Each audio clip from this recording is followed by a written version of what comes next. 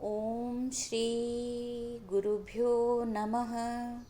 अष्टावक्र गीता व्याख्या सूत्र 14। हे पुत्र, तू बहुत काल से देह अभिमान के पाश से बंधा हुआ है। उसी पाश को मैं बोध हूँ, इस ज्ञान की तलवार से काटकर सुखी हो। अष्टावक्र जी कहते हैं कि वह एक ही चैतन्य अनेक रूपों में अभिव्यक्त हुआ है। शरीरस्थ आत्मा भी वही चैतन्य है। यह शरीर उसी का फैलाव मात्र है, जो यद्यपि भौतिक पदार्थों से बना प्रतीत होता है, पंच तत्व से बना प्रतीत होता है, किंतु इन पंच तत्वों का निर्माण भी उसी चैतन्य से हुआ है। उसी आत्मा का विकास मात्र है। शरीर दृश्य आत्मा है एवं आत्मा अदृश्य शरीर है, भिन्न नहीं है।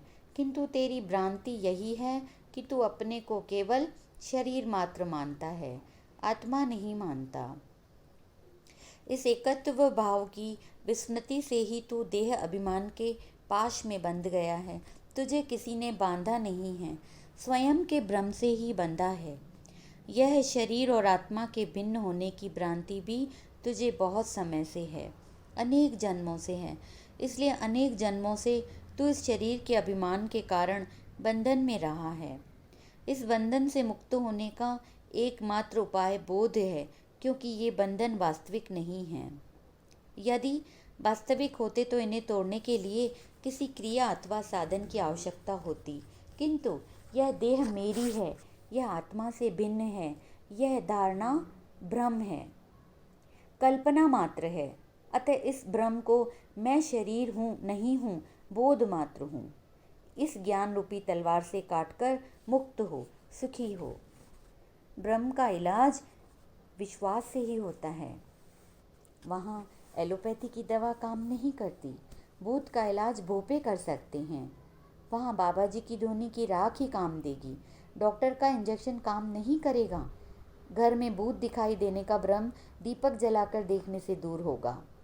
रामकृष्ण को साकार काली के स्वरूप से मुक्त कराकर निराकार में प्रवेश कराने के लिए उनके गुरु तोतापुरी ने भी समाधि की स्थिति में जूठी तलवार का प्रयोग कराया था, क्योंकि वह साकार भी ब्रह्म ही था।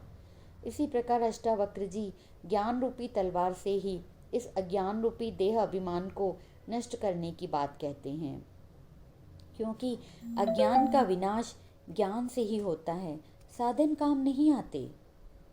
सूत्र 15। तू असंग है, क्रिया रहित है, स्वयं प्रकाश है, तू निरंजन है, निर्दोष है।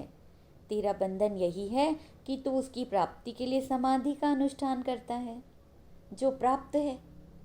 तो अष्टावक्र जी इस सूत्र में बताते हैं, आत्मज्ञान हेतु समाधि के अनुष्ठान को भी बंधन बताते हैं और कहते हैं तू आत्मा है, तू शरीर और मन नहीं है। आत्मा को तुझे कोई उपलब्ध नहीं करना, वह तो उपलब्ध ही है। तुझे आत्मा को प्राप्त नहीं करना, वह प्राप्त ही है।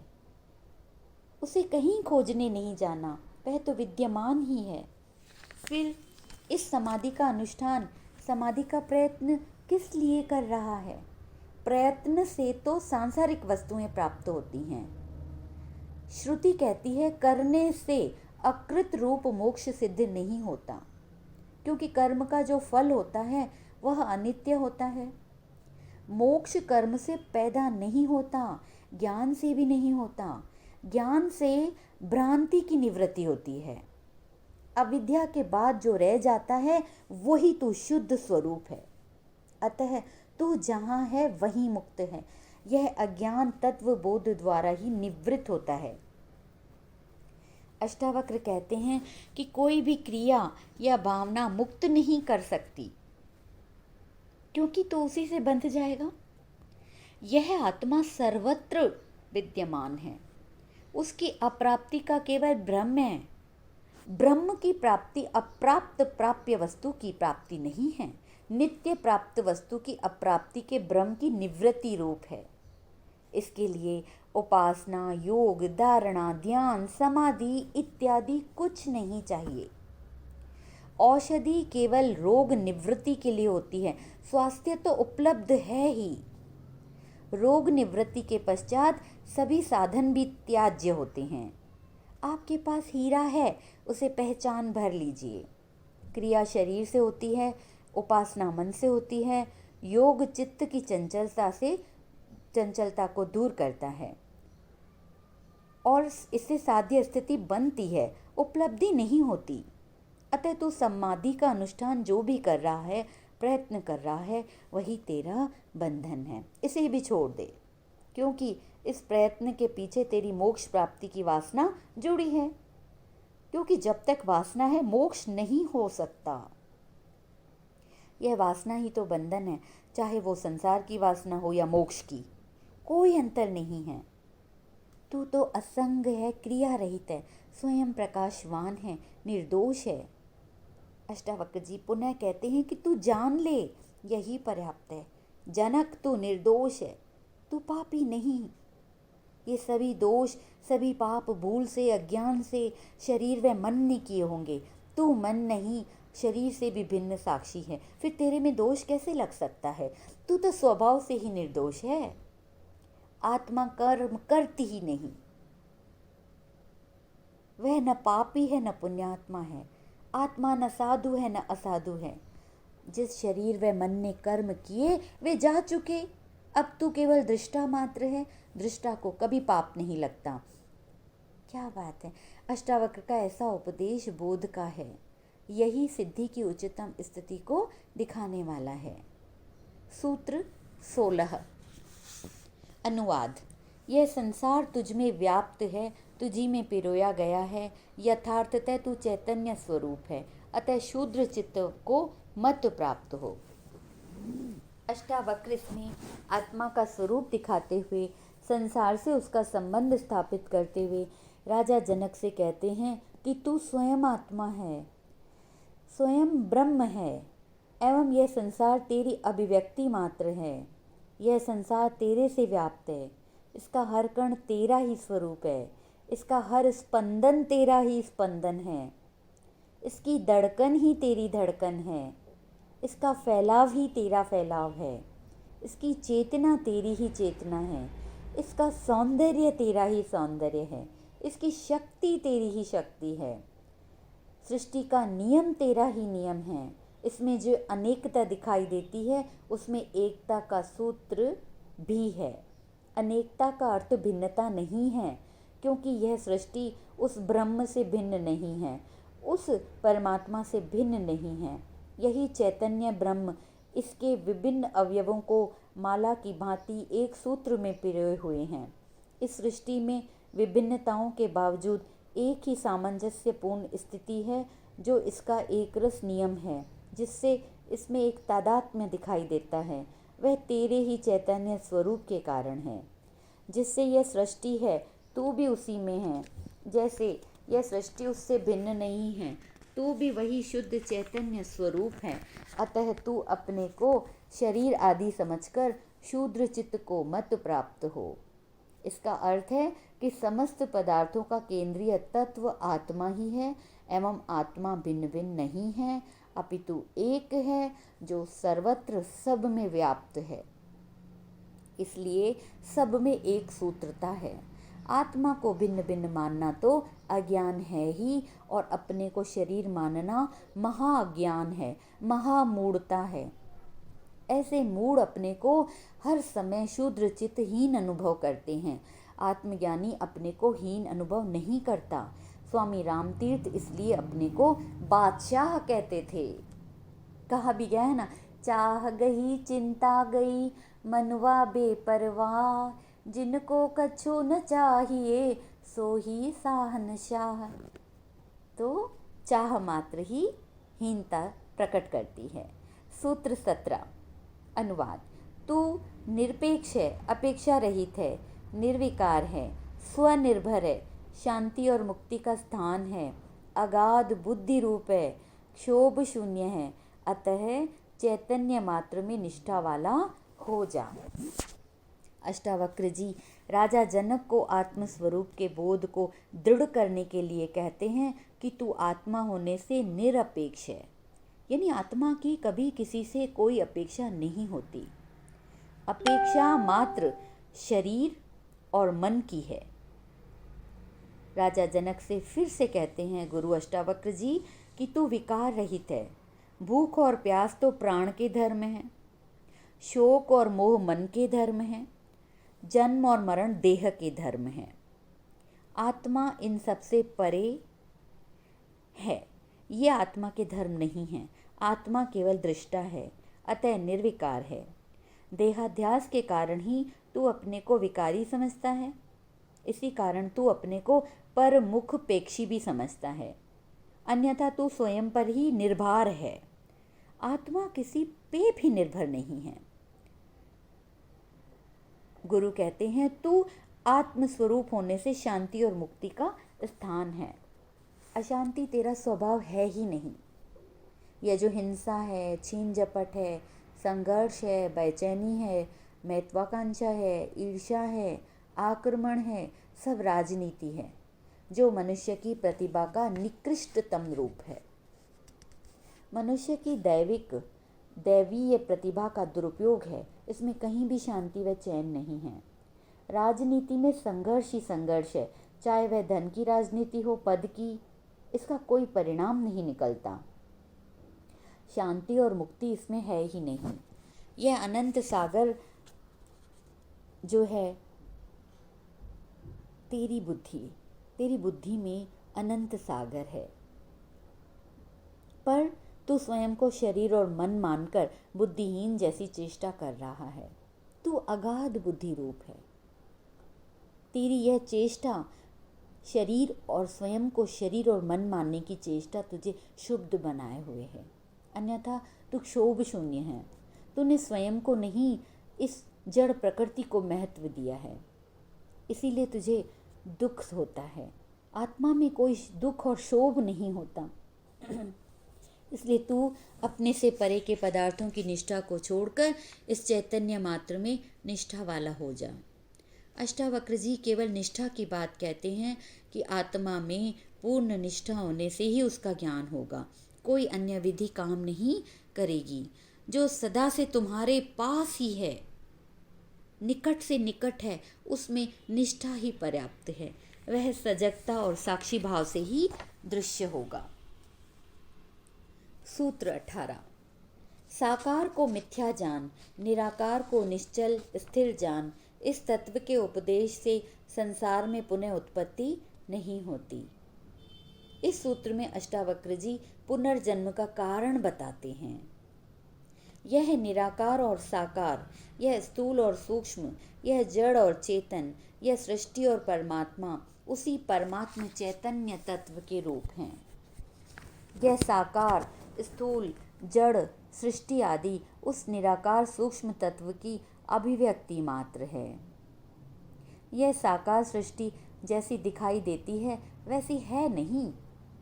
यह तो उस सूक्ष्म का प्रकट और परिवर्तित रूप है। इसमें वास्तविकता कुछ नहीं है।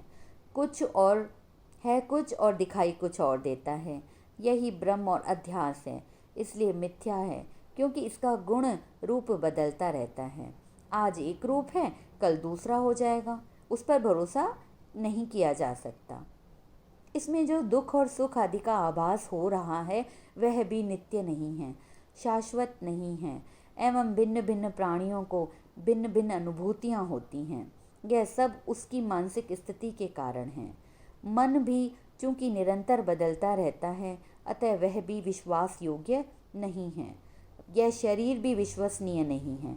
कब पैदा होता है, कब मर जाता है, कब जवानी, कब बुढ़ापा आता है, कब सुख दुख आता है, कब किससे बैर घृणा दुश्मनी प्रेम होता है, कब अपने पराये हो जाते हैं, कब पराये अपने हो जाते हैं, कब कर्म का फल मिलता है, कब नहीं मिलता। इस प्रकार साकार जगत से जुड़े हुए अनेकों प्रश्न हैं जिनका कोई समाधान आज तक किसी मनस्विद द्वारा नहीं खोजा जा सका। ऐसी सृष्टि जिसमें कुछ भी निश्चित नहीं है, उसे मिथ्या नहीं कहा जाए तो क्या कहा जाए? इसका कारण है इस साकार जगत की अपनी कोई सत्ता नहीं है। यह उस चैतन्य निराकार सूक्ष्म का ही परिवर्तित रूप है। परिवर्तन ही इसका स्वभाव है। अतः यह विश्वसनीय नहीं हो सकता। विश्वसनीय वही परमात्मा है जो चैतन्य, निराकार एवं सूक्ष्म है एवं प्रत्येक पदार्थ में आत्मा रूप से विद्यमान है। वही निश्चल है, नित्य है, केवल उसी पर भरोसा किया जा सकता है। वह आज भी है, आगे भी वही रहेगा। सृष्टि की उत्पत्ति का कारण कभी नष्ट नहीं होता। सृष्टि नष्ट हो भी जाए तो मूल तत्व के विद्यमान रहने से उसका पुनः सृजन हो जाएगा। मूल तत्व कभी नष्ट नहीं होता। जिस प्रकार आभूषण नष्ट होने पर स्वर्ण नष्ट नहीं होता। यदि स्वर्ण है तो आभूषण नए बन जाएंगे। अतः जो नष्ट होने वाले आभूषण हैं उनमें विश्वास न कर। उस नित्य ब्रह्म में विश्वास करने वाले की पुनः उत्पत्ति नहीं होती, क्योंकि उत्पत्ति का कारण जो साकार में आसक्ति थी वो आसक्ति ही नष्ट हो गई। निराकार आत्मा को बहुमूल्य जान लिया जाए तो फिर किस लिए उत्पत्ति होगी। जब महल मिल गए तो झोंपड़े में कौन वापस आना पसंद करेगा। अष्टावक्र जी पुनः जनक से कहते हैं कि इस साकार जगत से मुक्ति के लिए यही तत्व उपदेश है और यही सारभूत उपदेश है। सूत्र 19। जिस तरह दर्पण अपने में प्रतिबिंबित रूप के भीतर और बाहर स्थित है, उसी तरह परमात्मा इस शरीर के भीतर और बाहर स्थित है। अष्टावक्र जी पुनः जनक को आत्म स्वरूप को अधिक स्पष्ट रूप से बताते हुए कहते हैं कि परमात्मा कोई व्यक्ति जैसा नहीं है कि एक ही स्थान पर बैठा हो, सारी सृष्टि का सम्राट की भांति नियंत्रण करता हो, बल्कि वह तो सर्वत्र व्याप्त है। सृष्टि का ऐसा कोई कण नहीं है जिसमें इसकी उपस्थिति न हो। मनुष्य शरीर में ही यह भीतर बाहर व्याप्त है। शरीर में वह आत्म रूप में और सृष्टि में परमात्म रूप में वही चैतन्य व्याप्त है। दर्पण में देखा गया प्रतिबिंब अपना ही है, उसी प्रकार आत्मा में भी अपना ही प्रतिबिंब दिखाई देता है। सूत्र 20। जिस प्रकार सर्वव्यापी एक आकाश घट के भीतर बाहर दोनों जगह स्थित है, उसी प्रकार नित्य और निरंतर ब्रह्म सब भूतों में स्थित है, कण कण में स्थित है।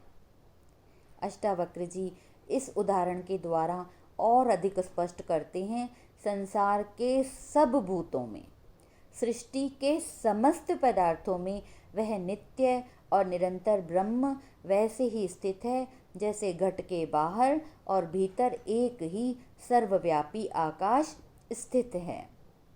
जिस प्रकार शरीर के भीतर और बाहर आकाश है, दोनों आकाशों में कोई भेद नहीं है, उसी प्रकार शरीर के भीतर और बाहर एक ही ब्रह्म व्याप्त है, कोई अंतर नहीं है। शरीर में जो जीवन है, जो चेतना है, हलचल है, वह उसी आत्म तत्व की है जिसके निकलने पर वह निर्जीव हो जाता है। यदि यह सजीवता स्वयं शरीर की होती तो मनुष्य की मृत्यु होती ही नहीं। जिस प्रकार मशीन के पुर्जे बदल बदल कर उसकी उम्र बढ़ाई जा सकती है, उसी प्रकार शरीर के अंग बदल बदल कर उसे हजारों वर्ष जीवित रखा जा सकता था, किंतु उस आत्मा के निकल जाने पर इन अंगों को बदलना व्यर्थ हो जाता है। आत्मा के रहते ही यह कार्य किया जा सकता है, अतः यह आत्म तत्व ही मुख्य है, शरीर नहीं। राजा जनक को अष्टावक्र द्वारा दिए गए ज्ञान के उपदेश का सार इतना ही है कि आत्मा और परमात्मा एक ही तत्व है, उसे पाना नहीं है, वह प्राप्त ही है। केवल अज्ञान से विस्मृत हो गया है और ज्ञान द्वारा उसे केवल स्मृति में लाना मात्र है। ये ध्यान, योग, उपासना आदि आंतरिक स्वच्छता के लिए है। शरीर में उस परम शक्ति को झेलने की तैयारी मात्र है, जिससे पात्रता आती है कि तुम उसे झेल सको। अचानक घटना घटने पर मनुष्य पागल भी हो सकता है। यह शास्त्रीय ज्ञान उसमें बिल्कुल काम नहीं आता। इसका महत्व इतना ही है, आत्मज्ञान में कैसी स्थिति होती है इसे समझा जा सके। उस समय मनुष्य घबराए नहीं। यह तत्वज्ञान बुद्धि का विषय नहीं है। बुद्धि सीमित है, वह उस असीम को अपने में नहीं समा सकती। इस तत्वज्ञान का उपदेश सुनकर कोई मान ले कि मैं परमात्मा ही तो हूँ, तो वह पाखंड है। जब भीतर से सब कुछ छूट जाता है तब मिलता है वह आत्म, बाह्य पदार्थों को छोड़ने से नहीं मिलता। यह ज्ञान ऐसा है जैसे स्वप्न टूटने पर ज्ञात होता है कि वह तो असत्य था, मिथ्या था। इसी प्रकार आत्मज्ञान हो जाने के बाद संसार संबंधी सारी मान्यताएं, धारणाएं गिर जाती हैं, इससे पहले नहीं। इससे पहले संसार सत्य प्रतीत होगा, आत्मा असत्य प्रतीत होगी। जीवन में भी साक्षी भाव रखने पर भ्रांति मिट जाती है। अष्टावक्र इसलिए निष्ठा की बात कहते हैं, बस समाधि को भी बंधन मानते हैं। यह उपदेश इतना सारगर्भित है कि जनक को सुनते सुनते ही आत्मबोध हो गया, स्वस्वरूप का ज्ञान हो गया। इसका कारण था कि उनकी पात्रता पूर्ण थी। पात्रता नहीं होती तो इसका कोई प्रभाव नहीं होता। सारी देरी पात्रता प्राप्त करने में होती है, उसके बाद प्राप्ति में देरी नहीं होती। क्षण भर में घटना घट जाती है। दूसरा प्रकरण, सूत्र 1। राजा जनक को अष्टावक्र का उपदेश सुनते ही आत्मज्ञान हो गया। वे कहते हैं, मैं निरंजन हूँ, निर्दोष हूँ, शांत हूँ, बोध हूँ, प्रकृति से परे हूँ। आश्चर्य है, किंतु मैं इतने काल तक मोह के द्वारा ठगा गया हूँ। ज्ञानी अष्टावक्र के संपर्क में आते ही राजा जनक का भी ज्ञान दीपक जल उठा, जिससे उनका समस्त अज्ञान का अंधकार विलीन हो गया। वे आत्मसत्ता में प्रतिष्ठित हो गए। उनका मोह, ममता, तृष्णा, आकांक्षाएं, अपेक्षाएं, अहंकार आदि सारा भ्रम की भांति दूर हो गया। उनकी संपूर्ण दृष्टि बदल गई। यह समस्त संसार स्वप्नवत लगने लगा। जिस प्रकार स्वप्न से जागने पर स्वप्न में देखी गई समस्त माया विलीन हो जाती है, उसी प्रकार जनक को आत्मज्ञान के बाद यह सृष्टि, माया वह ब्रह्मवत प्रतीत होने लगी। वह अपने को संसारी न समझकर आत्मा समझने लग गए। शरीर, मन और प्रकृति से संबंध छूट गया, वासना विलीन हो गई, आसक्ति मिट गई। एक नए जीवन का ही सूत्रपात हो गया। यह सब कुछ अकस्मात नहीं था, वरना जनक समझ भी न पाते। उनकी पूर्व पात्रता थी, शक्ति की अवधारणा की श्रमता थी, तो वे भी चौंक गए। कहने लगे, आश्चर्य है गुरुवर, आश्चर्य। मैं आत्मरूप हूँ, मैं निरंजन हूँ, मैं निर्दोष हूँ, आत्मा की भांति शांत हूँ, स्वयं बोध हूँ, साक्षी हूँ, प्रकृति से परे हूँ।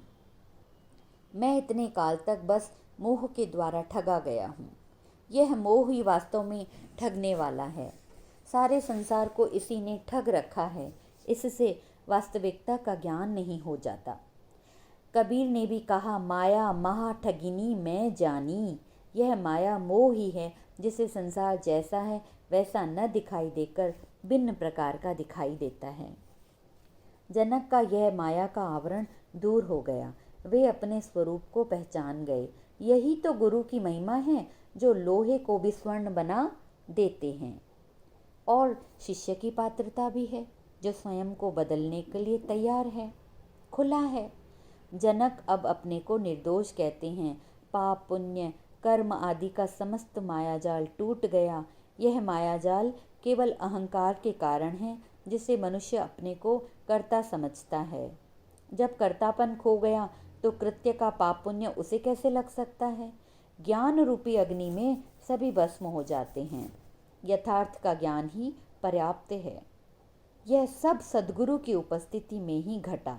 गुरु ने कैलेटिलिक एजेंट का कार्य किया। पत्ता भी नहीं हिला और विस्फोट हो गया। घाव भी नहीं हुआ, शल्य क्रिया भी पूर्ण हो गई। ऐसा ही विवेकानंद जी के साथ हुआ, अन्य ज्ञानियों के साथ भी हुआ था। जनक ऐसा अनुभव करने लगे जैसे शरीर से सब वस्त्र उतार दिए गए हों, सांप ने अपनी कैंचुली उतार दी हो, शेर का बच्चा भेड़ों के समुदाय में पलने से अपने को भेड़ ही समझने लग गया था। घास पात खाकर वह भेड़ के समान हो गया था, किंतु जब उसने अपना प्रतिबिंब पानी में देखा तो सिंह की आवाज़ सुनी, खून का स्वाद उसे फिर याद आया। उसके भीतर का शेर जाग उठा और वैसी ही गर्जना करके भेड़ों के समूह को छोड़कर सिंहों के साथ वन में चला गया। यह था स्वयं की सुप्त प्रतिभा का जागरण और गुरु की महिमा जिससे अपने स्वरूप को पहचान लिया। खोई भी स्मृति जाग गई। गुरु ने सिंह बनाया नहीं, केवल उसके स्वरूप का बोध कराया। यही है आत्मज्ञान का स्वरूप, यही है निज स्वरूप जिसे सभी को पहचानना मात्र है। सूत्र 2। जैसे इस देह को मैं अकेला ही प्रकाशित करता हूँ, वैसे ही सारे संसार को भी प्रकाशित करता हूँ। इसलिए तो मेरा संपूर्ण संसार है अथवा कुछ भी नहीं है। राजा जनक आगे अपने आत्मज्ञान की अभिव्यक्ति देते हुए कहते हैं कि मैं शरीर नहीं हूँ, आत्मा हूँ, अतः यह मेरी देह मुझसे ही प्रकाशित है। यही आत्मा मैं हूँ, वही संपूर्ण जगत की भी आत्मा है, अतः यह संपूर्ण जगत भी मेरे ही प्रकाश से प्रकाशित हो रहा है, अर्थात आत्मरूप चैतन्य तत्व से प्रकाशित हो रहा है। इसलिए यह संपूर्ण संसार मेरा है, आत्मा और ब्रह्म का स्वरूप है, मेरा कुछ भी नहीं। जिसे अहंकार और मोह के वश मैं अपना कहता था, वह सब कुछ मेरा नहीं, सभी ईश्वर है। आत्मा से पृथक इस जगत का अस्तित्व नहीं है।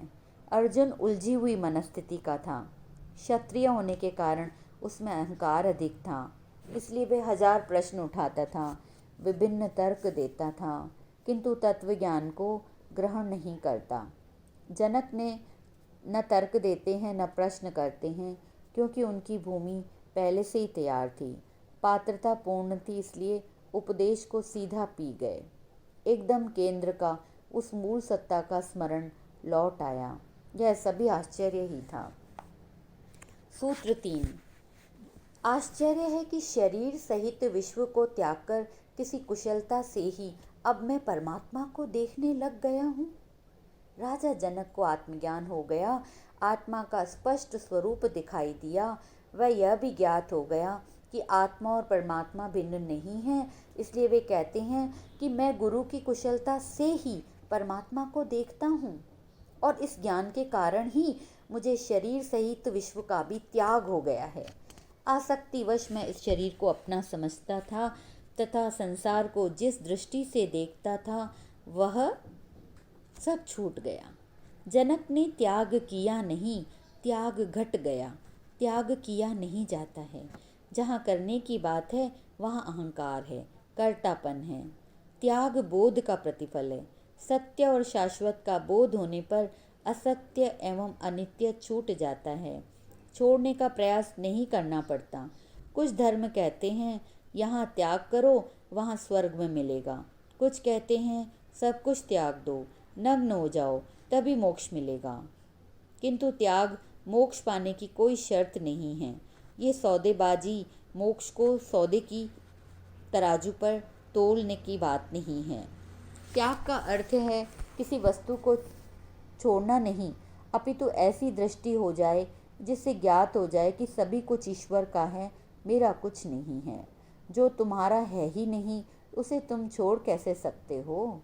ईशावास्य उपनिषद में भी यही है कि जो कुछ सृष्टि में है वह सभी कुछ ईश्वर का है, इसीलिए तुम उसका त्याग पूर्वक भोग करो।